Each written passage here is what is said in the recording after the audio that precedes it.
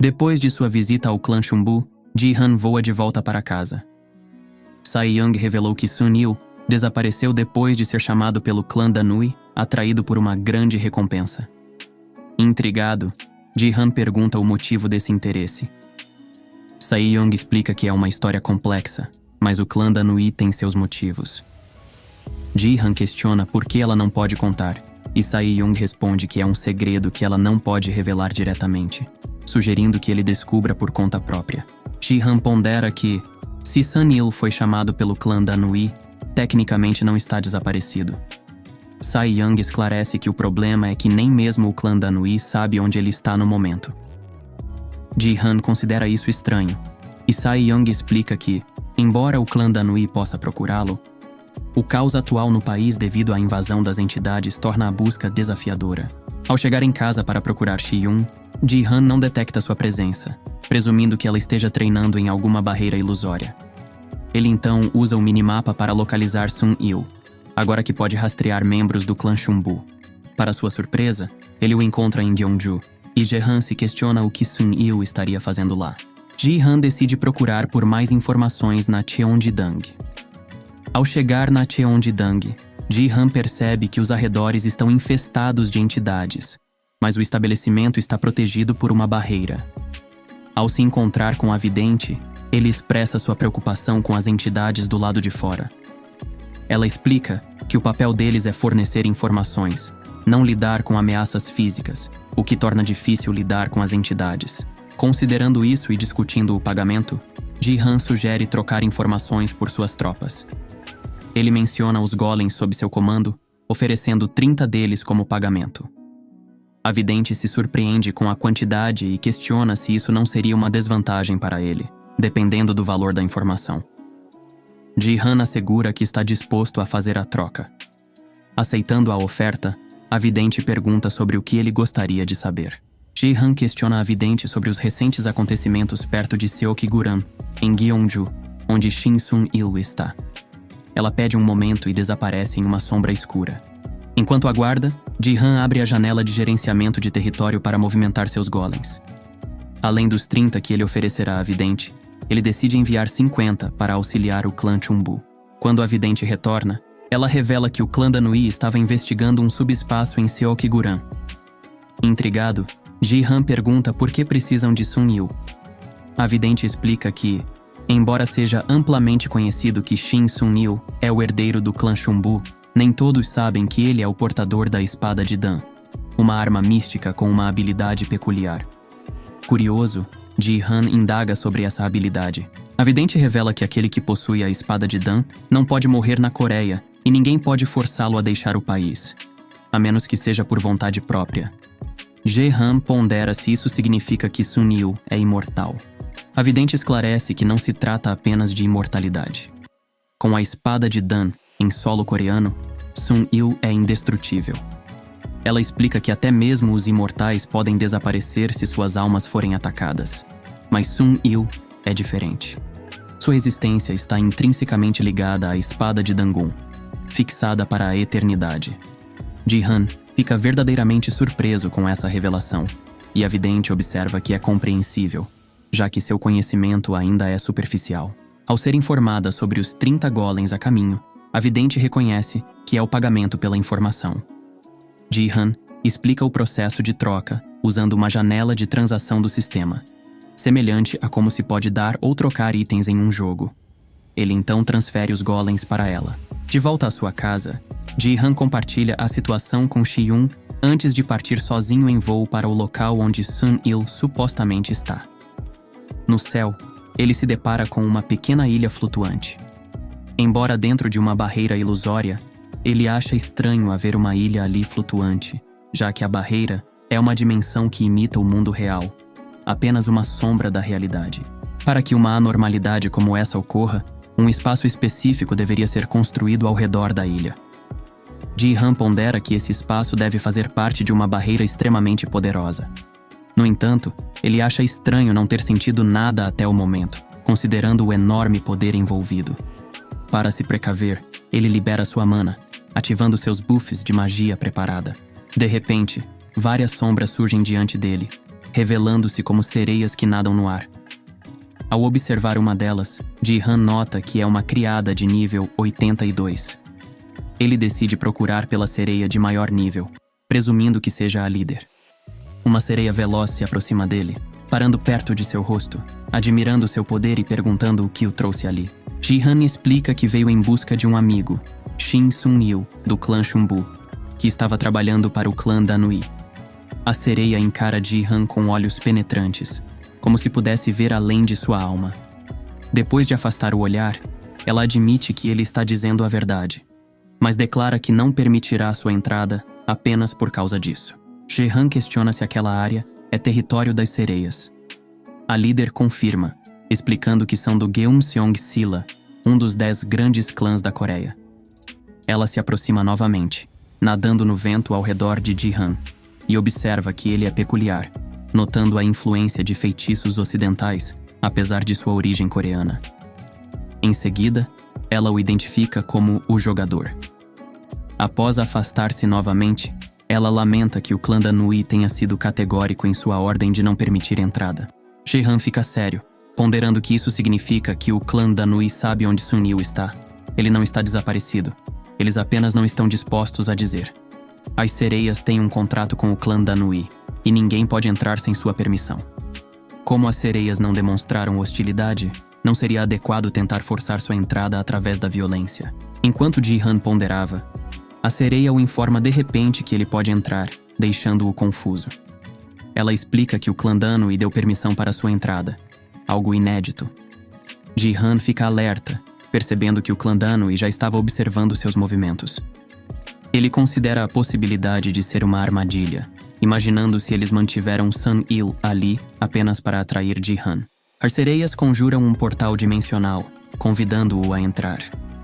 Sem muito tempo para pensar nos detalhes, Ji-han decide entrar no portal. Em outra cena, numa floresta, 2 membros do clã da Nui, Bora-jin de cabelos roxos e sua parceira Ian, estão cercadas por criaturas derrotadas. Bora-jin pergunta se isso vai acabar logo, questionando se os superiores já descobriram o responsável por todo o caos.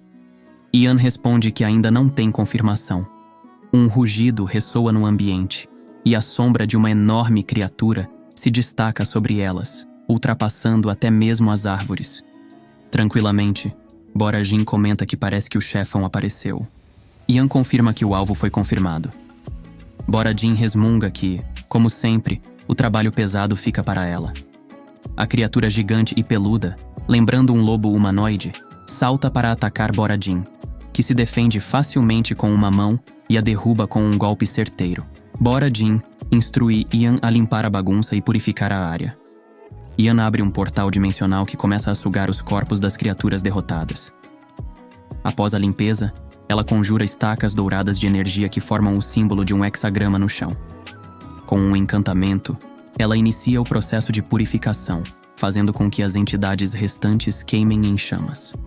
Pouco tempo depois, ela anuncia que a purificação está completa. Bora-jin pergunta qual será o próximo destino, e Ian responde que devem esperar por novas instruções. Bora-jin reclama de ser sempre ocupada para que a deixem em modo de espera. No entanto, aproveitando a pausa, sugere que elas relaxem um pouco, convidando Ian para ir a uma cafeteria comer bolo, ou algo do tipo. Ian aceita a sugestão. Em uma caverna vasta, Ji-han voa encontrando várias bifurcações e caminhos. Ele invoca Gnomo para abrir um caminho enquanto ele avança.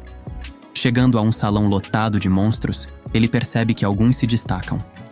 Uma bola pequena com olhos e tentáculos pontiagudos, uma aranha-inseto gigante e uma serpente com chifres. Ji-han reconhece a cena como semelhante a um jarro venenoso, conhecido por reunir várias criaturas venenosas juntas, resultando em um veneno extremamente letal. Depois que todas lutam e se devoram, a última criatura sobrevivente é dita ter o veneno mais forte, por ter absorvido o de todas as outras. Sem entender completamente a situação, Ji-han saca seu cajado e conjura uma magia de raios, lançando uma enorme chuva de relâmpagos contra os monstros. Após o ataque inicial, uma nova onda de monstros aparece nas costas de Ji-han. Rápido no gatilho, ele retira esferas de golems de seu inventário e as lança, criando golems que bloqueiam o ataque vindo por trás. Instruindo os golems a lidarem com os monstros, Ji-han se volta para enfrentar alguns demônios. Ji-han se teletransporta para cima da bola com olhos e desfere um ataque com seu cajado, eliminando o primeiro demônio. Em seguida, ele se vira para a aranha inseto gigante e lança seu cajado contra ela, destruindo o segundo inimigo. Ele comenta que são tão fracos que nem precisa de magia para derrotá-los. Enquanto isso, a serpente tenta fugir, mas é atingida por um raio de Ji-han, encontrando seu fim. Os demônios deveriam deixar seus corpos para trás, mas esses monstros desaparecem como em uma dungeon. Isso leva Ji-han a ponderar que talvez não fossem demônios. As criaturas também deixam cair alguns itens: a pérola mágica da serpente do mar de classe rara, a essência de veneno de classe rara e o metal líquido de classe rara. Ji-han guarda os itens. Ele então retira várias pedras mágicas de seu inventário e utiliza sua habilidade de criação para invocar um enorme armário. Quando este se abre, milhares de esferas voadoras com câmeras emergem. Ji-han ordena que vasculhem a área e eliminem quaisquer monstros que encontrem. Os golems voadores de combate de Ji-han, embora não sejam particularmente fortes, são excelentes para fazer reconhecimento do terreno. Eles possuem um único ataque, que consiste em criar tentáculos para perfurar alvos, o que deve ser suficiente para lidar com os monstros na dungeon. Ji-han criou mais de 4.000 desses golems. Ele conjura inúmeras telas que permitem receber as imagens captadas pelos golems, transformando seu espaço em uma sala de monitoramento. Diversas entidades aparecem no caminho dos pequenos golems voadores, os quais eliminam sem dificuldades. Após 1 hora mapeando a área, Ji-han percebe que a caverna é maior que uma cidade inteira. Os golems finalmente alcançam um lugar maior e mais iluminado, revelando uma cidade a aproximadamente 40 quilômetros de onde ele está. Ji-han deduz que essa cidade deve ser o quartel-general deles. O sinal dos golems desaparece, indicando que foram destruídos. Ji-han envia mais golems para o local, e quando chegam, ele observa um tipo de exército protegendo o lugar. Este exército dispara flechas que destroem os golems. Ji-han identifica os soldados como cavaleiros Hwarang da dinastia Silla. Ji-han acaba perdendo pelo menos 1.000 golems no ataque, então decide que não faz sentido enviar mais. Ele percebe que é lá que Sun-il deve estar. Reunindo novamente todos os seus pequenos golems esféricos voadores, ele os une para criar um golem humanoide gigante. Em seguida, ele convoca Gnomo para abrir um túnel em linha reta na direção da cidade. Assim, Ji-han parte em direção ao quartel-general deles. Em outra cena, é mostrado alguém com o rosto todo branco usando óculos roxos de aparência futurista, vestindo roupas pretas, capuz e capa. Ele comenta que a situação é muito interessante. Diante dele está Sun-il, extremamente ferido. O indivíduo de capuz preto responde que ele também é imortal, mas menciona que a imortalidade de Sun-il é extraordinária, despertando seu interesse sobre como funciona. Ele continua dizendo que por causa de Sun-il e do clã Danui, ele está atrasado em seu planejamento. Acrescenta que deveria estar explorando o que estava selado abaixo da antiga cidade de Geumseong-silla, mas nunca imaginou que o clã Danui confiaria o selo a Sun-il. Sun-il diz para o homem com capuz desistir. Embora ferido, ele se levanta e todos os seus ferimentos desaparecem, regenerando-se completamente. O homem com capuz comenta que para Sun-il não se precipitar, quebrar um selo é muito plausível, mas leva tempo. De acordo com seus cálculos, o selo será quebrado em 22 horas e 11 minutos. Sun-il estende o braço, conjurando a espada de Dan. O homem com capuz expressa satisfação por ele ter convocado a espada, pois deseja estudá-la também. Sun-il o interrompe, mandando-o calar a boca. O homem com capuz pede desculpas pelo seu discurso, explicando que é seu trabalho como pesquisador, sendo chamado de buscador da verdade. Sun-il avança para atacar com a espada, mas seu golpe é parado por uma barreira do inimigo. O homem diz que, embora não saiba ao certo como funciona a espada de Dan, tem uma boa noção de suas capacidades. Invencibilidade garantida enquanto a raça coreana existir, teletransporte ilimitado dentro da Coreia e o poder de matar até mesmo um deus. Ele elogia a espada, mas continua a dizer que o território em que ele está é seu próprio território, indo além da península coreana. Sun-il diz que o homem está começando a irritá-lo. O homem responde que qualquer um concordaria que ele é o irritante, nunca morrendo e podendo aparecer em qualquer lugar. Ele também pergunta como Sun-Hil, mesmo sendo imortal, está suportando sua ligação com o selo. Sun-Hil libera sua energia, criando uma aura verde ao seu redor, enquanto o homem com capuz continua a falar sobre os segredos dos selos, explicando que eles estão sempre sob pressão. Conectar um selo ao corpo de alguém significa que essa pessoa sentirá constantemente a dor de ter seu corpo sendo rasgado. Ele pergunta como Sun-Hil está suportando essa dor.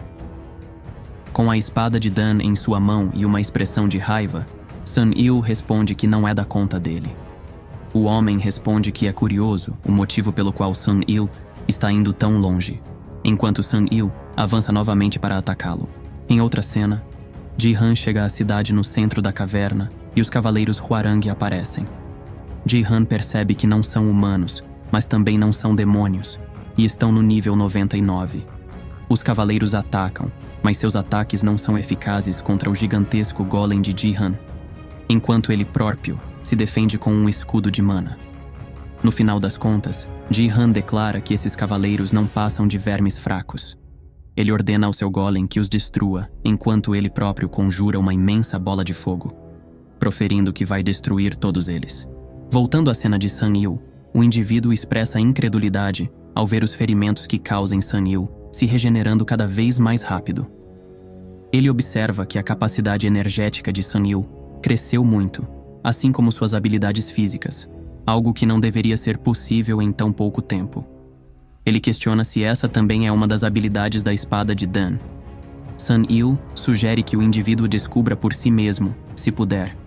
Em seguida, Sun-Hil parte para outro ataque, mas mais uma vez, seu golpe é bloqueado pela barreira que envolve o indivíduo. O ser afirma que, se Sun-Hil conseguisse transpassar essa barreira, seu corpo estaria destruído. Mas felizmente esse não é o caso, já que dentro dessa barreira é seu próprio território. Ele questiona se Sun-Hil pretende continuar atacando impulsivamente. Sun-Hil responde que, eventualmente, a barreira deve ceder se ele persistir nos ataques. O indivíduo com capuz admite que é interessante. Enquanto conversam, o ser com capuz menciona que agora só faltam 21 horas, observando que Sun-Hil deve estar sofrendo muito devido à pressão do selo, mas ainda assim persiste, achando isso fascinante. Irritado, Sun-Hil manda o indivíduo calar a boca novamente e continua a desferir uma série de golpes na barreira do inimigo. Enquanto isso, o inimigo conjura inúmeros arcos laminados que flutuam pelo ar e desafia Sun-Hil, perguntando até onde ele suportará a dor, ameaçando fatiar seu corpo inteiro. Quando o ser estava prestes a iniciar seu ataque, uma explosão ocorre, lançando destroços da parede destruída para o ar. De lá, emerge Ji-Han com seu golem, declarando que finalmente o encontrou e questionando se estava atrasado. O ser com capuz o identifica como o jogador e se pergunta como ele chegou até ali. Sun-Hil pergunta a Ji-Han o que ele está fazendo ali. Ji-Han responde que seguiu os rastros deles e se deparou com uma fortaleza, destruindo tudo no caminho. No entanto, um único edifício permanecia de pé. Ele então pergunta ao indivíduo com capuz se é um inimigo. Observando sua classe e nome como feiticeiro fantoche de nível 140, Ji-Han ativa o observador e fica surpreso ao ver que ele tem 800 de inteligência, mais do que Ji-Han. No entanto, ele está sob uma penalidade que reduz seus atributos em 50%. O que Ji-Han percebe que significa que ele só pode estar usando metade de sua inteligência no momento, ou seja, 400 pontos. O feiticeiro à sua frente percebe e comenta sobre a observação, um dos poderes onipotentes do jogador. Ele expressa estar impressionado que Ji-Han tenha sido capaz de verificar seus atributos, observando que por esse motivo não consegue evitar continuar estudando pessoas com talentos naturais. Ji-Han, impaciente, diz que não adianta ficar conversando e ordena que seu golem ataque. Uma explosão ocorre com o impacto do soco do golem. Porém, mesmo com o imenso poder físico que o golem possui, não foi capaz nem sequer de fazer uma pequena trinca na barreira do inimigo. O indivíduo o chama pelo jogador, e de forma amigável como alguém mais velho, aconselha Ji-Han a usar mais sabedoria, especialmente considerando sua tentativa de se tornar um feiticeiro.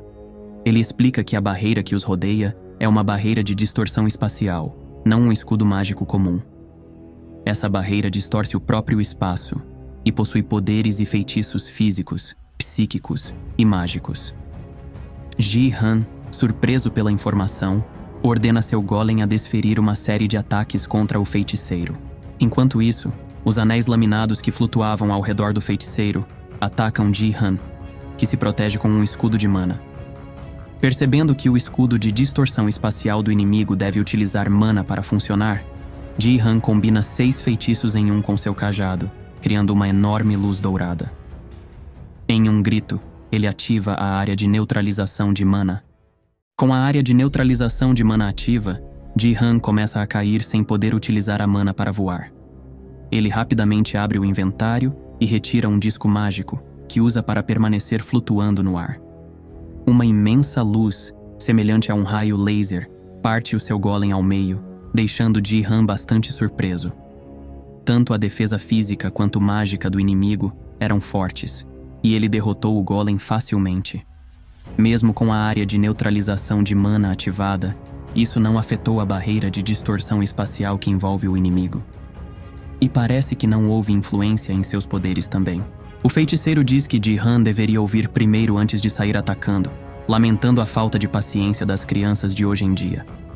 Ele destaca que informação e conhecimento são poderes, chamando Ji-Han de jovem amigo. Em resposta, Ji-Han expressa sua certeza de que não tem nenhum amigo como ele. O feiticeiro então sugere que, se Ji-Han não quer vê-lo como amigo, o veja como um conselheiro mais velho, e expressa sua felicidade em ter um companheiro jovem e ansioso como Ji-Han, ressaltando que ele ainda é apenas um novato.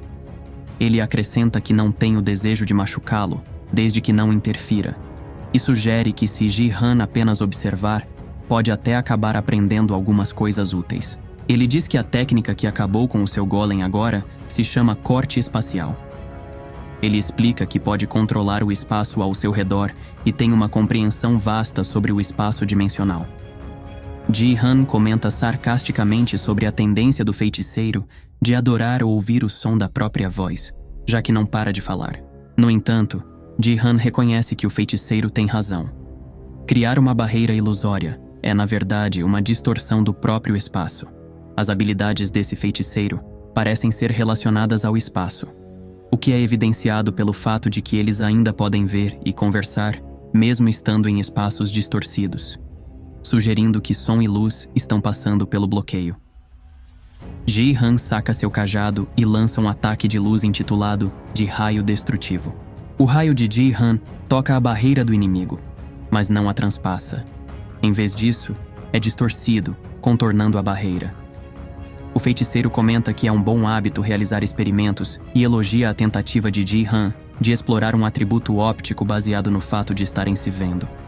No entanto, ele questiona se Ji-Han acha que ele seria tão ingênuo a ponto de deixar uma fraqueza tão óbvia em suas defesas. Ele diz que o método que está utilizando no momento é chamado de deformação espacial, permitindo apenas algumas coisas selecionadas, como luz e som acima de um certo nível, a passar através do seu escudo de distorção espacial.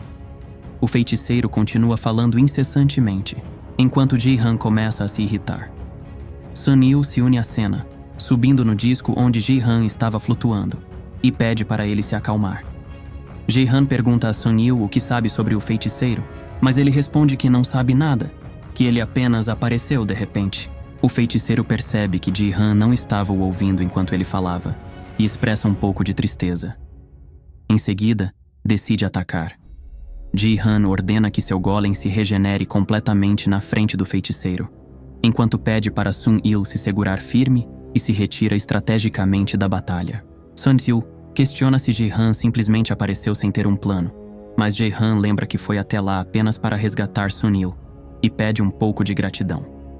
No entanto, Sun Yu afirma estar lá por vontade própria, o que deixa Ji-Han intrigado, pois suspeita que o clã Danui esteja tramando algo.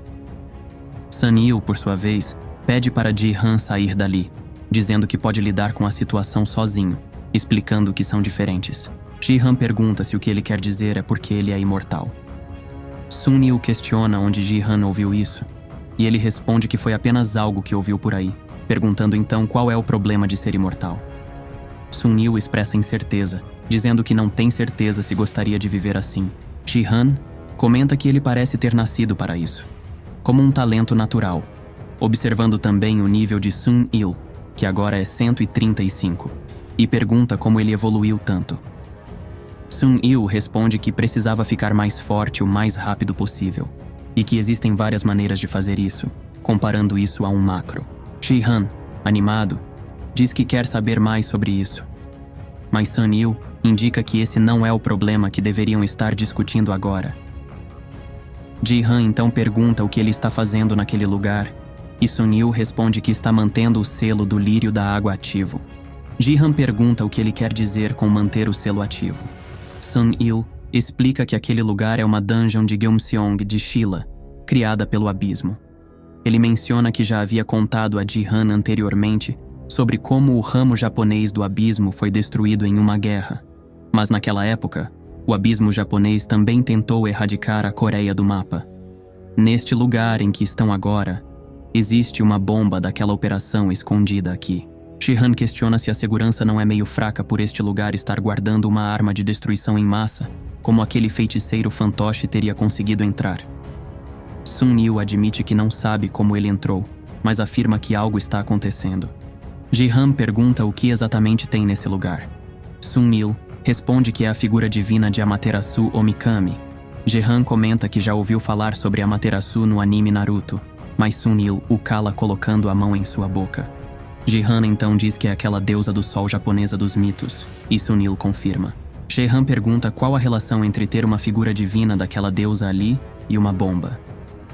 Sun Il explica que a figura divina da deusa do sol é como uma bomba atômica. Segundo ele, Amaterasu tentou se autodestruir, e isso seria como se um sol explodisse, então ela foi selada por 100 anos. Mesmo com apenas 0,1% de seu poder, ainda seria suficiente para dizimar todos os 10 grandes clãs da Coreia. Ji-han pergunta se então é por isso que ele precisa ficar ali. Sun Il confirma, explicando que também o fortalece. Com o selo em seu corpo, ele está absorvendo o poder de Amaterasu, tornando-se mais forte. Ji-han questiona por que monstros e demônios estão aparecendo em todos os lugares. Sun Il responde que estão surgindo ali porque ele está canalizando o poder de Amaterasu. Ji-han observa que isso difere do que está acontecendo lá fora, e Sun Il pede que ele explique tudo em detalhes. Ji-han então explica a situação para ele, e Sun Il concorda que certamente não é normal. Ji-han afirma que, de qualquer forma, antes de pensarem em outros problemas, precisam se livrar daquele feiticeiro. Sun Il concorda, admitindo que não faz ideia de como ele entrou ali ou o que quer, mas precisam detê-lo. Ji-han raciocina que, logicamente, ele deve ser o responsável por fazer todos aqueles monstros aparecerem lá fora. Enquanto todos estão distraídos e ocupados lidando com o caos lá fora, ele se infiltrou ali. Sun Il concorda, parece que Ji-han está certo. Ji-han diz que precisam derrotá-lo e começam a elaborar uma estratégia. Ele saca seu cajado, enquanto Sun Il invoca a espada de Dan. Ji-han concede todos os seus buffs para Sun Il.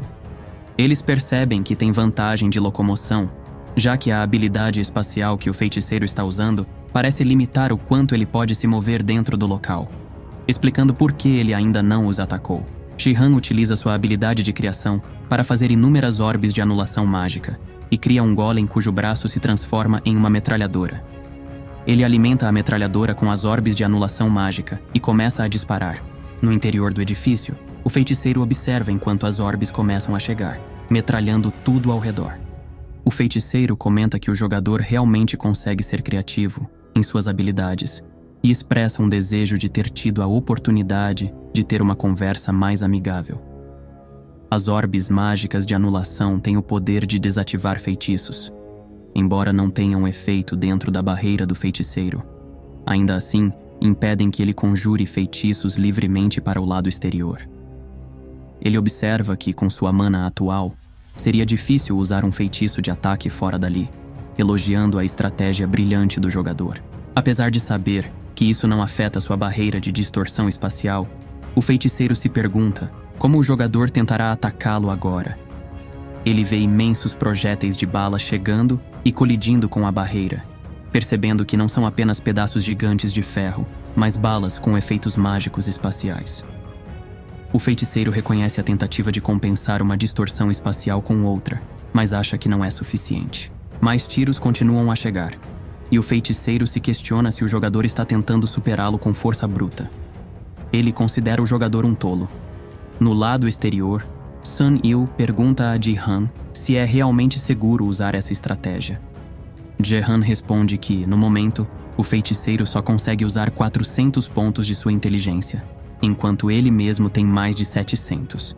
Se ele não pode vencer em habilidades, então vai esmagá-lo com força bruta. Logo começam a surgir espirais no edifício em que o feiticeiro estava, e parece haver uma trinca na barreira que protegia o edifício. Logo essa barreira se despedaça, dando origem a uma imensa bola negra que começa a sugar tudo. Ji-han ativa um escudo de mana, e Sun Il pergunta o que está acontecendo. Ji-han diz que parece ser um buraco negro. Ele se pergunta o que pode ter acontecido. Talvez a colisão de dois feitiços de distorção espacial tenha explodido e gerado um buraco negro. A voz do feiticeiro é ouvida, quando ele responde que, na verdade, ele quem está controlando esse buraco negro. Sua imagem aparece diante do imenso buraco que suga tudo. O feiticeiro diz novamente que ele havia dito que existem poucas pessoas no mundo que compreendem o espaço tanto quanto ele. Ele explica que o vácuo é um tipo de espaço, e falta conhecimento para Ji-han conseguir controlar feitiços assim. Ji-han diz a Sun Il que não conseguirão vencer assim. Sun Il pergunta o que ele sugere. Ji-han envia um convite de grupo para Sun Il e uma mensagem do sistema informa que ele se juntou ao grupo. Ji-han ativa a habilidade passiva de ensinar. Sun Il pergunta o que ele quer dizer com isso. Uma mensagem do sistema aparece para Sun Il. Ji-han diz para ele aceitar. Sun Il pressiona sim e Ji-han diz ao sistema para ensinar a maestria Yeonhon Taiji dos 2 mandamentos para Sun Il. Nesse momento, os olhos de Sun Il se arregalam e ele soa frio, enquanto uma imensa luz dourada irrompe. Uma notificação do sistema indica que está combinando a maestria espiritual Shunbu com a maestria Yeonhon Taiji dos 2 mandamentos. Sun Il emite um grito inicial de dor, enquanto uma energia percorre todo o seu corpo, inclusive rasgando suas roupas. Mensagens do sistema começam a surgir, informando que ele obteve a maestria paradoxal Shunbu Taiji Yeonhon dos espíritos, redefinindo a energia e alertando sobre os riscos de perder a consciência durante o processo, podendo resultar em morte. Sun Il sente uma dor excruciante, quase insuportável, enquanto um poder avassalador percorre seu corpo, rasgando até sua pele. Ele desaba no chão, gritando de dor sobre uma poça de seu próprio sangue. O efeito da imortalidade da espada de Dan cura seu corpo, conforme as mensagens do sistema indicam que o efeito da espada de Dangun foi ativado, fazendo-o reviver. No entanto, o processo se repete várias vezes, com seu corpo sendo estilhaçado, enquanto o efeito da imortalidade cicatriza as feridas repetidamente. Ji-han, confuso, questiona o que está acontecendo. Ofegante e com os olhos arregalados, Sun Il olha para Ji-han, chamando-o sussurrando pelo nome. Apesar dos ferimentos, Sun Il se ergue do chão, cerrando os dentes, afirmando que não pode permanecer assim e precisa controlar o poder, não permitindo que ele o domine. Segurando a espada de Dangun, declara que esse é seu poder e que ele deve comandá-lo. Uma intensa luz dourada irradia de todo o seu corpo. Logo, o processo de fusão das habilidades chega ao fim e Sun Il está completamente recuperado. Ele encara Ji-han, que está perplexo e sem entender o que ocorreu. Sun Il desfere uma coronhada na cabeça de Ji-han, que pergunta qual é o problema. Sun Il indaga se Ji-han está falando sério, ressaltando todo o sofrimento que ele passou, enfatizando que mesmo sendo imortal, ele ainda sente dor. E aquilo doeu pra caralho. Sun Il questiona se Ji-han tem alguma roupa em seu inventário, já que ele sempre carrega de tudo consigo. Então, Ji-han entrega uma vestimenta para Sun Il, que pergunta sobre o propósito daquele uniforme. Ji-han explica que é um traje especial para lutadores, recentemente feito para presentear Sun Il, Se-young e Shi-yun, observando que o feiticeiro ficou apenas assistindo. O feiticeiro comenta que aquilo foi incrível. Ele responde que foi uma surpresa maravilhosa de se observar, destacando a fascinação daquela fusão entre a maestria Chumbu e outra arte marcial, usando o poder do jogador, algo que deveria ser impossível. Ele menciona o risco de morte devido ao contrafluxo do Qi no corpo de Sun Yu, explicando que ele utilizou o efeito de indestrutibilidade da espada de Dangun para forçar a fusão. Conclui que não teria sido possível iniciar a fusão sem os poderes do jogador. Um poder imenso emana de Sun Yu, elevando-o ao status de semideus entre os 5 níveis de seu clã. Além disso, o traje que ele veste agora não é comum. O feiticeiro comenta que o jogador é verdadeiramente um portador de talento natural. Enquanto o feiticeiro expressa sua admiração, Ji-Han fica apreensivo, refletindo sobre o erro que cometeu e questionando se Sun Yu está realmente bem agora. Ele pondera sobre como isso diferiu de quando ele ensinou Shi-Yun, talvez devido à combinação de 3 artes marciais, no caso de Sun Yu. Ji-Han aperta os dentes, reconhecendo sua imprudência e lamentando que Sun Yu estaria morto se não fosse pela espada de Dangun. Percebendo a apreensão de Ji-Han, Sun Yu assegura que está tudo bem agora e que devem se concentrar em derrotar o feiticeiro. Com o vácuo quase desaparecendo e o buraco negro se dissipando, eles se preparam para o ataque. Sun Yu se prepara para avançar, enquanto Ji-Han se compromete a dar cobertura. Sun Xiu avança em alta velocidade para o ataque, impulsionado pelo feitiço de aceleração temporal de Ji-Han, tornando-se 30 vezes mais veloz do que sua própria velocidade. O feiticeiro comenta sobre a impaciência dos jovens de hoje e utiliza um feitiço de teletransporte para aparecer no alto. Ele lamenta ter armazenado apenas 7 feitiços dentro daquele corpo, desejando ter preparado mais. Ativando suas magias, domínio dos magos, controle de área e amplificação mágica, o feiticeiro lança seus ataques. Sun Yu tenta segui-lo em um teletransporte ascendente, mas seu golpe ainda não consegue penetrar a barreira do adversário. O feiticeiro tenta afastá-lo com uma magia de vento, porém Sun Yu permanece flutuando, surpreendendo o feiticeiro ao demonstrar a habilidade de um lutador em voar, resultado do poder do jogador. As esferas de neutralização de magia de Ji-Han avançam em direção ao feiticeiro, que se teletransporta para longe de Sun Yu, reconhecendo a dificuldade de lutar sem aliados e decidindo suprimir um deles rapidamente. Ele revela um círculo mágico em seu braço, brilhando intensamente enquanto ele profere o feitiço. Temor, temor, temor. Um nome ameaçador que se espalha, trazendo o terror. O feitiço atinge Sun Yu, que parece sofrer com vozes em sua mente enquanto olha para Ji-Han, aparentemente ileso de tal influência, graças à habilidade da mente do jogador. Uma voz sussurra no ouvido de Sun Yu, questionando se aquilo realmente irá salvá-lo. A voz continua, insinuando que lutar ao lado de Ji-Han naquele lugar não é uma boa ideia, pois Sun Yu não pode morrer, mas Ji-Han pode. Com os olhos arregalados e uma expressão sombria, Sun Yu ordena à voz que cale a boca, afirmando que ele ficou mais forte e não permitirá que Ji-Han morra. A voz com quem ele dialoga se revela como sua própria sombra, explicando que, contanto que Sun Yu não morra, pode ficar mais forte. Sun Yu reforça que não deixará que Ji-Han morra, e sua sombra questiona se ele está realmente certo disso. Sun Yu responde que se a sombra fez uma pergunta tão tola, é porque ela é fraca, ordenando que ela desapareça. A sombra ri, transformando-se na forma de Sun Yu, deixando de ser apenas uma sombra, e incentiva Sun Yu a se manter firme e proteger seu amigo.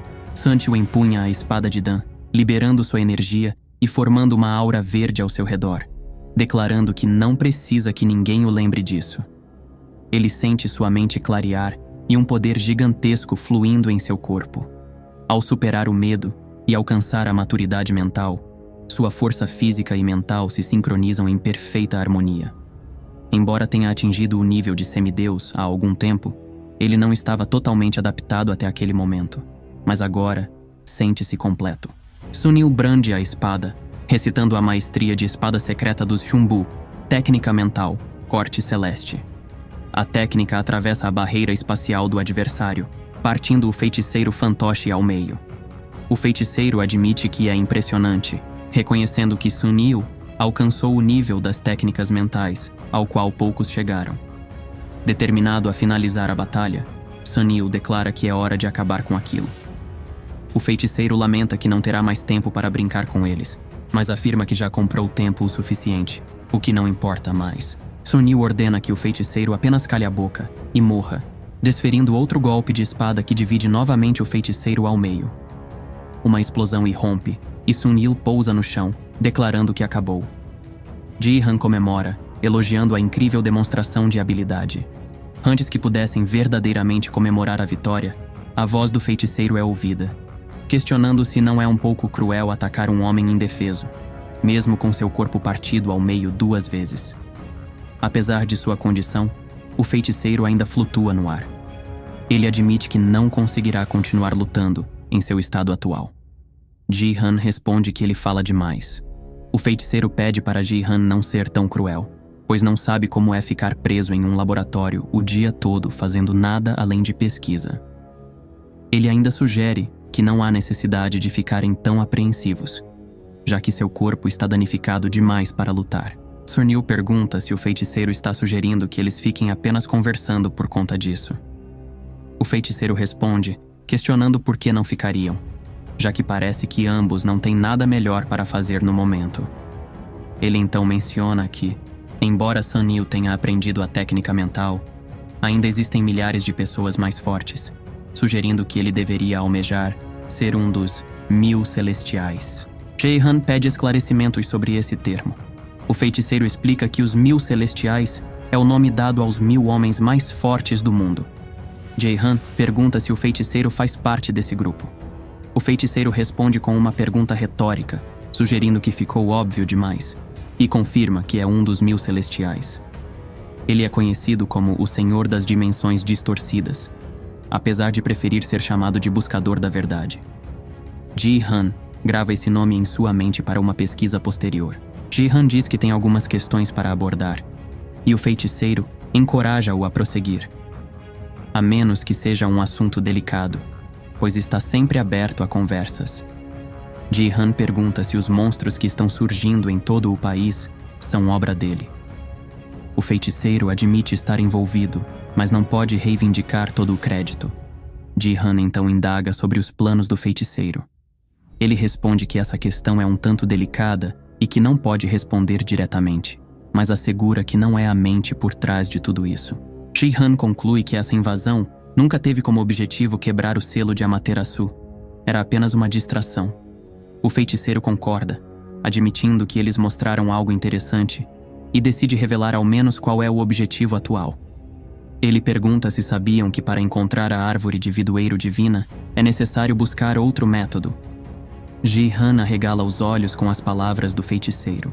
O feiticeiro continua, mencionando os 3 artefatos de Huanung: a espada celestial, o sino celestial e o espelho celestial. Ele relata a história de como Huanung desceu para a terra sob a árvore de Vidoeiro Divina, acompanhado por Pung Baek, Wusa e Unsa, portando os 3 artefatos celestiais. O feiticeiro questiona se não acham que a maioria das lendas desse mundo são verdadeiras. Ele admite que pode ter havido algum exagero no meio do caminho, mas as lendas são, em sua maioria, reais. A árvore de Vidoeiro Divina, localizada na Península Coreana, desempenha um papel crucial como o pilar que conecta o céu e a terra. Jihan observa que todo esse caos é para alcançar a árvore divina. O feiticeiro confirma, explicando que para abrir caminho até a árvore divina, que continua mudando de local na dimensão imaginária, é necessário obter os 3 artefatos celestiais. Jihan já tinha conhecimento disso, graças à sua excursão ao Palácio do Dragão com a Mestra Loli. O feiticeiro aponta o dilema: a espada celestial, ou espada de Dangun, só pode ser herdada pelos descendentes diretos de Huanung, e não pode ser adquirida por meios convencionais. O sino celestial está nas mãos do clã Danui, e o paradeiro do espelho celestial é desconhecido. Por isso, precisaram mudar sua abordagem, focando em permanecer na dimensão onde a árvore de Vidoeiro Divina está e forçar um caminho a se abrir. Suntil questiona se o feiticeiro acredita que isso funcionará, considerando que até mesmo o clã Danui tentou sem sucesso encontrar a árvore. O feiticeiro admite estar ciente disso, mas afirma que pode fazer algo que eles não tentaram. Ji-han percebe que o feiticeiro se gabou o tempo todo de ser um especialista em dimensões e espaço, o que sugere que ele pode ser a pessoa capaz de encontrar a árvore. O feiticeiro, sentindo-se generoso, decide compartilhar mais um segredo. Em Asgard, existe uma árvore do mundo chamada Yggdrasil, altamente protegida, mas não impossível de se obter uma parte dela, especialmente considerando que as árvores do mundo ressoam umas com as outras. Ji-han percebe que já possui uma parte de outra árvore do mundo, e planeja usar isso para localizar a árvore de Vidoeiro Divina. O feiticeiro confirma sua estratégia e admite ter compartilhado muitas informações, mas então ele pergunta a Ji-han se ele é capaz de combinar várias habilidades usando seu poder. Ji-han confirma que sim. O feiticeiro elogia essa habilidade como incrível e rara, mesmo entre aqueles com talento inato. No entanto, essa é sua última frase antes de Ji-han eliminar o fantoche com seu cajado. Ji-han recolhe os pedaços do corpo quebrado e guarda-os em seu inventário para uma pesquisa posterior. Ele pergunta a Sun-il se está tudo bem. Sun-il responde que na verdade tem vários problemas. Explica que deve haver 3 integrantes dos 1000 celestiais envolvidos nisso tudo. Ji-han questiona por que 3. Sun-il explica que um dos 1000 celestiais estava no local de selamento em Gyeongseong-shila. Outro provavelmente está invocando todas essas entidades e monstros em todo o país, enquanto um terceiro está em busca da árvore divina, enquanto todo esse caos ocorre, o que totaliza 3. Ji-han pergunta quão fortes são os membros dos 1000 celestiais. Sun-il responde que a maioria deles está afiliada a organizações que pertencem ao Nono Portão, comparando-os a seres tão fortes quanto Hwangseong-gon. Eles são capazes de destruir sozinhos qualquer um dos 10 maiores clãs da Coreia. Ji-han sugere que agora que Sun-il está mais forte, ele venceria uma luta contra Seong-gon. Porém, Sun-il explica que, embora tenha alcançado o status de semideus, ainda existem grandes diferenças de poder entre eles. Ele compara os níveis de semideus a um abismo de diferença de poder entre um semideus de nível 1 e um de nível 100, indicando que ele deve estar próximo do nível 10. Além disso, Seong-gon tem sido um dos 1000 celestiais por um longo tempo, e logicamente, é mais habilidoso. Sun-il tranquiliza Ji-han, dizendo que isso não é motivo para preocupação. Ji-han levanta a questão sobre o feiticeiro estranho que pode aparecer novamente, considerando que o que derrotaram era apenas um fantoche controlado remotamente. O verdadeiro deve estar em outro lugar. Ele pondera consigo mesmo sobre sua própria evolução e a possibilidade de aprender a controlar magias espaciais como aquele feiticeiro. Seonil sugere que, por enquanto, eles deveriam deixar o local e entrar em contato com o clã Danui para relatar a situação. Nesse momento, eles ouvem uma voz dizendo que não será necessário, e se viram para olhar.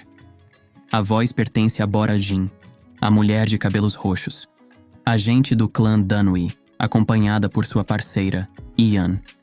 Sun-il questiona o que elas estão fazendo ali, e Bora Jin responde que ouviu falar de um intruso e veio capturá-lo.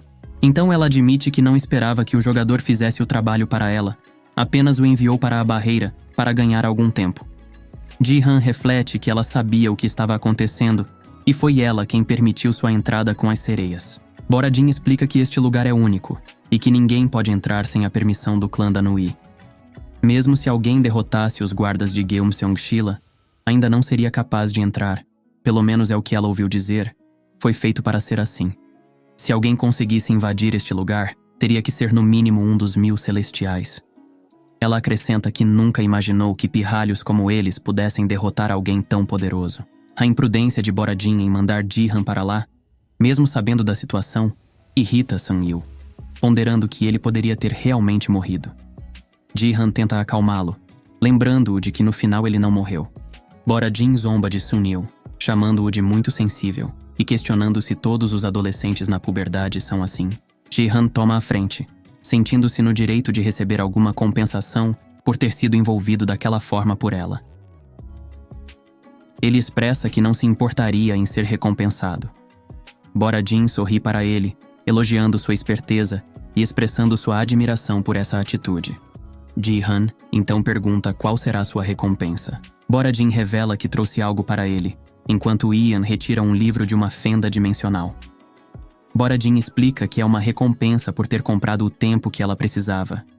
Ji-han questiona sobre o conteúdo do livro, e Bora-Jean responde que se trata de um livro de magia negra, sugerindo que ele provavelmente não terá problemas em aprender com ele. Ela menciona que Ji-han gosta de criar golems, e explica que essa habilidade é baseada em alquimia, mas também incorpora a magia negra da necromancia. Se ele dominar o conteúdo deste livro, poderá obter algumas sinergias incríveis. Curioso, Ji-han pergunta quais feitiços estão contidos no livro. Ian intervém e responde que se trata de necromancia, a habilidade que permite ao usuário controlar almas e trazer os mortos de volta à vida, incluindo a criação de mortos-vivos mesmo sem uma alma. Bora-Jean complementa que este livro é extremamente raro, não se vê qualquer necromancia por aí. Foram tiradas diretamente do Necronomicon. Ji-han pergunta se não é um dos livros de Lovecraft, pensando que não fosse real. Como poderia haver um livro de feitiços assim? Bora-Jean revela que recentemente eles estiveram trabalhando com o Deus Ark Company em alguns projetos, e jogos são território dele, perguntando se Ji-han se lembra do Grande Labirinto. Em seguida, ela diz que a Ark Company os ajudou a fazer esse livro. Ji-han então pergunta se é o Cthulhu TRPG, e Bora-Jean confirma que ele sabia. Sun-Il questiona o que é isso, e Ji-han explica que nos contos de Lovecraft existe um deus maligno chamado Cthulhu, e que o conto é fascinante de muitas maneiras. Ele acrescenta que existe um jogo de tabuleiro baseado nesse conto, chamado Cthulhu TRPG, que ficou bem popular ultimamente, inclusive com uma versão para computador. Sun-Il conclui então que conseguiram a ajuda da Ark Company para reunir poder mental a partir deste jogo, ao que Ji-han confirma. E com isso, criaram o Necronomicon. Ele expressa que isso é realmente valioso. Um livro de feitiços que nunca existiu, completamente único no mundo. Bora-Jean confirma que é a recompensa pelos problemas que Ji-han passou ali para comprar tempo para ela, acrescentando que esse livro não seria útil nas mãos de outras pessoas. Ela explica que existem poucas pessoas no mundo que poderiam usá-lo. Talvez Ji-han seja o único que realmente poderia fazê-lo corretamente. Seonil pergunta o que ela quer dizer com isso, e Bora-Jean explica que é porque esse poder tende a corromper a mente. Ela destaca que todos os itens nos contos de Lovecraft são demoníacos, mas os itens que surgiram após esses contos se tornarem um jogo são ainda piores, sendo essencialmente o puro suco da maldade. Ji-han compreende o que ela quer dizer e menciona uma regra específica no Cthulhu TRPG, onde o personagem gradualmente perde a sanidade e eventualmente enlouquece, tornando-se hostil. Ele sorri ao dizer que, no entanto, possui a mente do jogador, o que o torna imune a esses tipos de penalidades mentais. Ele agradece a Bora-Jean enquanto pega o livro.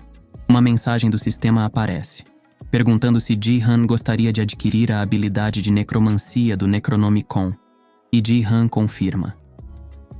O livro desaparece em fragmentos de luz dourada, enquanto o conhecimento é absorvido por sua mente. Outra mensagem do sistema informa que sua mente está sendo sobrecarregada pela insanidade, seguida por uma que indica que foi estabilizada. Seonil pergunta se ele está bem, e Ji-han responde afirmativamente, expressando sua admiração pela habilidade recém-adquirida. Ele explica que agora é capaz de trazer pessoas de volta à vida, não apenas como mortos-vivos, mas como seres reais. Isso impressiona todos ali presentes, inclusive Sun-Il, Bora-Jean e Ian. Ji-han pondera que talvez seja comum impressionar Sun-Il, mas o fato deveria ser notável para elas também, já que são agentes dos Danui Moon. Ele então acrescenta que há algumas condições. O processo deve ser realizado dentro de 30 minutos após a morte da pessoa, e pelo menos a cabeça e a parte superior do corpo devem estar intactas. Além disso, a habilidade não funciona se a alma já tiver se dissipado. Ji-han explica que é capaz de prender a alma e forçar seu retorno ao corpo, com um limite de tempo de 30 minutos, já que a alma geralmente desaparece após esse período. Bora-Jean, com os olhos brilhando de felicidade, faz a proposta para Ji-han se juntar ao clã Danui, enfatizando o quão raro e valioso é o poder de reviver os mortos. Ela e Sun-Il seguram os braços de Ji-han, insistindo para que considere a oferta, No entanto, Ji-han pede para que eles o soltem. Após os acontecimentos na dungeon de Gyeongseong-sila, Ji-han está de volta em sua casa, desfrutando de um suco e apreciando o conforto de seu lar, com Sun-il ao seu lado. Diante das informações do feiticeiro sobre a busca pela árvore divina, Ji-han busca formas de adquirir habilidades de previsão para ajudar nessa missão. Sun-il questiona como ele planeja fazer isso. Ji-han, com o celular em mãos, acessa o aplicativo do Leilão do Abismo, mas só encontra alguns livros de cartas de tarô disponíveis. Ele decide comprá-los, já que não tem muitas outras opções. Explica que um dos livros é classificado como mágico, então ele poderá aprender as habilidades contidas nele, usando o poder do jogador. Sun-il comenta sobre a habilidade de Ji-han, dizendo que é como se ele estivesse trapaceando, mas logo em seguida lembra a Sun-il que ele próprio é imortal na Coreia, deixando-os em pé de igualdade. Seonil responde que alcançar o status de semideus não o torna automaticamente tão forte quanto os 1000 celestiais. Ele enfatiza que teve que se esforçar muito para chegar onde está, e ainda não possui experiência ou habilidades suficientes para ser considerado um dos 1000 celestiais. Ji-han então pergunta sobre o avô de Sun-il. Seonil descreve seu avô como quase celestial em força, não chegando ao status de semideus, mas superando-o amplamente. Ele compara a energia total de seu avô à de um personagem de jogo, capaz de desferir golpes poderosos com facilidade. Embora alcançar o status de semideus não signifique automaticamente um aumento de força, traz consigo habilidades especiais. Sun-il compara essa transição a uma ascensão, como se desenvolvesse um novo sentido em seu corpo. Ji-han pondera que pode entender o que Sun-il quer dizer, lembrando-se de seu próprio processo de aprendizado da invocação espiritual, que exigiu uma busca pela iluminação. Sun-il ressalta que alcançar essa iluminação não é simples, pois se fosse, sua família estaria repleta de semideuses, e seu avô, já excepcionalmente poderoso, seria ainda mais. Enquanto isso, o drone do Leilão do Abismo chega à casa de Ji-han com sua encomenda. Ao colocar o livro sobre a mesa, Sun-il questiona se ele vai começar a aprender imediatamente, e Ji-han confirma. Ao tocar o livro, este se desintegra em fragmentos de luz dourada, enquanto sua mente absorve o conhecimento contido. Ao ler a descrição, Ji-han se sente um pouco decepcionado, comentando que a habilidade não parece tão extraordinária quanto esperava. Sun-il ri de Ji-han, sugerindo que no fim das contas, a vida não é tão simples quanto se imagina. Após explicar a habilidade para Sun-il, ele reconhece que não é tão ruim quanto pensava. Explica o funcionamento das previsões, exemplificando com 2 profetas, A e B, que previram o incidente A. Profeta A tenta alterar o futuro, enquanto o profeta B acredita que A é a melhor situação e não quer mudar. No entanto, B, que viveu no abismo por muito tempo, sabe que pode haver interferências para evitar que A ocorra. Isso desencadeia uma guerra profética no abismo, com 2 facções lutando pelo destino desejado. Sun-il considera que a habilidade adquirida por Ji-han pode ser útil, apesar de sua incerteza. Ter alguma previsão é melhor do que nenhuma, pois pelo menos oferece alguma orientação em meio à incerteza. Decidido a experimentar, Ji-han pega o baralho de tarô e solicita uma informação. O baralho brilha em uma luz dourada, e ele puxa uma carta. Sun-il pergunta sobre o significado da carta, e Ji-han explica que, segundo o conhecimento do livro, indica um início fraco ou progresso insignificante. Sun-il considera isso vago e questiona qual era a pergunta de Ji-han para o baralho. Ji-han revela que perguntou sobre a possibilidade de encontrar o espelho celestial. Sun-il interpreta que, apesar do progresso insignificante, isso sugere que Ji-han eventualmente fará uma descoberta. A questão agora é como isso acontecerá. Ji-han expressa sua frustração com a falta de respostas específicas da habilidade, considerando-a vaga demais. Ele pondera sobre como torná-la mais útil e decide usar o método de eliminação. Começa perguntando se encontrará alguma pista indo para o norte e puxa uma carta, revelando uma torre. Ji-han interpreta isso como um sinal de que não encontrará o que procura ao norte. Seonil, então, diz que o método de eliminação proposto por Ji-han implica tentar todas as direções até encontrar algo mais preciso. Ji-han concorda. e aponta que usar a habilidade repetidamente pode aumentar seu nível e, consequentemente, melhorar a precisão das respostas. Ele então questiona sobre todas as direções, elevando seu nível nessa habilidade para 3 e finalmente encontrando uma pista. Algo pode ser encontrado indo para o sudeste a partir de sua localização atual. Sunil comenta que a abordagem de Ji-han é peculiar. Ji-han responde que, dado a falta de pistas sobre a localização do espelho celestial, podem apenas tentar seguir a direção sudeste e ver o que acontece. Sunil questiona como saberiam quando parar, mesmo se estiverem na direção certa. Ji-han admite que é incerto, mas afirma sua intenção de procurar de qualquer maneira. Sunil decide acompanhá-lo. Ele explica que seu dever com os Danui Moon era manter o selo na dungeon, mas agora que isso acabou, precisa reportar-se ao seu avô, líder do clã Shunbu. Após cumprir essa responsabilidade, estará livre para acompanhar Ji-han, já que encontrar o espelho celestial e a árvore divina também interessa à sua família. Sun-il se despede de Ji-han, dirigindo-se à base do clã Shunbu. Logo, Shi-yun entra na sala. Notando que Ji-han havia retornado, ele pergunta onde ela estava. Ela responde que estava patrulhando, explicando que os golems de Ji-han estão lutando contra os monstros lá fora. Mas ainda há áreas repletas deles, mantendo todas as organizações da cidade extremamente ocupadas. Shi-yun então pergunta sobre a missão de Ji-han e se ele encontrou Sun-il. Ele confirma, e durante a conversa, Ji-han revela um pouco sobre a origem dos monstros em todo o país. Ele então detalha tudo o que descobriu para Shi-yun.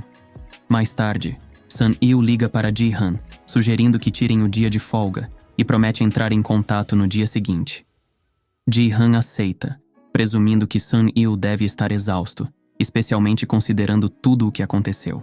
Shi-yun comenta que, embora Ji-han tenha um grande poder como jogador, até mesmo seu cérebro precisa de descanso às vezes, destacando que descansar faz parte do treinamento.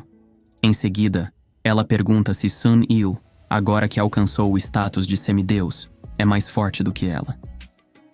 Ji-han responde que não tem certeza, observando que em nível ele está mais alto, mas desconhece o resto. Curioso, Ji-han pergunta a Shi-yun se ela sabe o que é uma técnica mental.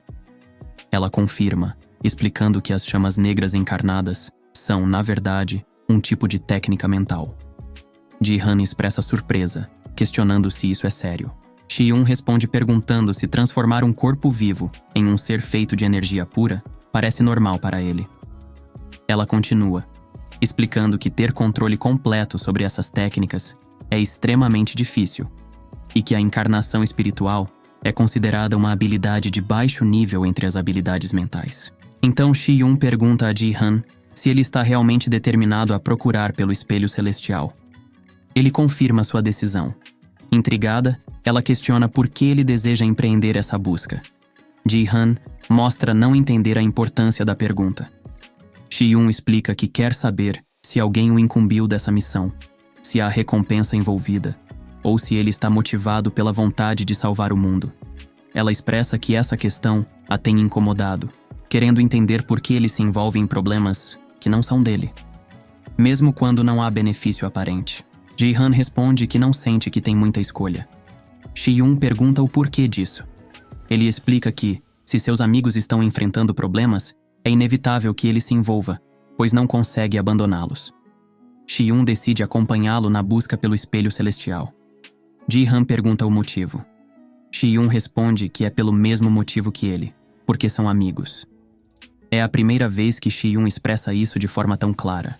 Shi-yun compartilha sua frustração, admitindo que, embora esteja bastante forte agora, sente que é meio injusto. Ji-han pergunta o que ela considera injusto, e ela explica que Sun-il possui as habilidades do clã Shunbu, e as combinou com as habilidades que Ji-han possuía em artes marciais, algo que nem mesmo um grande mestre das artes marciais conseguiria fazer. No entanto, devido ao poder onipotente do jogador, ele conseguiu. Ji-han concorda, mas lembra que Sun-il quase morreu no processo. Shi-yun, então, expressa seu desejo de fazer o mesmo, combinando suas habilidades marciais da mesma forma. Ji-han fica incrédulo e pergunta por que ela quer fazer isso. Shi-yun responde que entende, mas Ji-han insiste que isso a mataria, explicando que Sun-il só sobreviveu devido ao efeito da imortalidade concedido pela espada de Dan. Após entender isso, Ji-han pergunta se Shi-yun está tentando se matar. Ela responde simplesmente que ele acabou de aprender a reviver os mortos e que pula todos os processos necessários para aprender uma habilidade, como foi o caso da recuperação da alma de Yun-hong. Além disso, o efeito de suas habilidades é instantâneo, ao contrário do método convencional. Shi-yun propõe uma estratégia durante a fusão de habilidades, sugerindo que Ji-han simplesmente continue usando a recuperação da alma para mantê-la viva, e caso ela morra, ele pode revivê-la com necromancia, continuando então a curá-la. Internamente, Ji-han reflete sobre a conclusão a que ela chegou, pensando que sempre soube que ela tinha alguns parafusos a menos, mas não imaginava que fosse tão doida a esse ponto. Shi-yun assegura a Ji-han para não se preocupar, afirmando que ela pode controlar a dor quando está no modo da encarnação espiritual das chamas negras. Ji-han, cedendo à insistência dela, concorda em tentar, mas aponta um problema. Ele não conhece todas as artes marciais do clã Chunbu para fazer a fusão com as dela, e no momento não possui habilidades novas. Portanto, ele precisará aprender antes de poder ensinar a ela. Ele ressalta que precisa ser uma habilidade poderosa, de nível semelhante ao Taiji dos Dois Mandamentos ou as técnicas do clã Chunbu. Shi-yun se oferece para resolver isso, dizendo que pedirá ao seu clã, que possui livros de técnicas poderosas, além das próprias técnicas de Yun-hong. Se você gostou do vídeo, deixe o like e se inscreva no canal para acompanhar os próximos capítulos.